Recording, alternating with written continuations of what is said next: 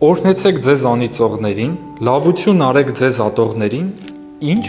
ինչպես է դա հնարավոր։ Քրիստոսի այս խոսքերը մեզ հաճախ են տարակուսանքի մեջ գցում, մանավանդ երբ համացանցից պարզապես հորդում է ատելության խոսքը։ Սուրբ Գիրքը, սակայն, ոչ թե թուլանալու կոչ է անում, այլ տալիս է մեզ մի շատ կարևոր ու էֆեկտիվ զենք։ Չի կարելի ներքաշվել դիմացինի բացասական տիրույթ, վստահ եղեք, որ չարացած մարդու համար ամենանվաստացուցիչ և ցավոտ պատասխանն է լինելու հակադարձող դրականը։ Շատ դեպքերում բարությունը նույնիսկ կարող է հունից հանել ու տապալել մարդուն։ Շատ ավելի հեշտ է, երբ մեր արած չարին դիմացինը չարով է պատասխանում, մեր վիրավորանքին պատասխանում է վիրավորանքով, ու դե մեր վերաբերմունքն էլ բավականին պարզ է, լավ եմ արել, քիչ եմ արել,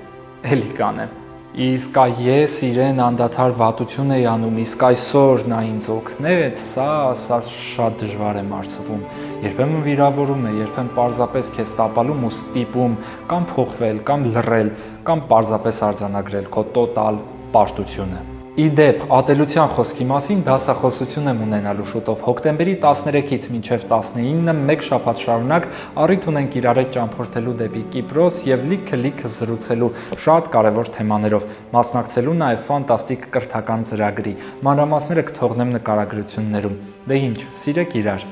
և հաղթեք սիրով։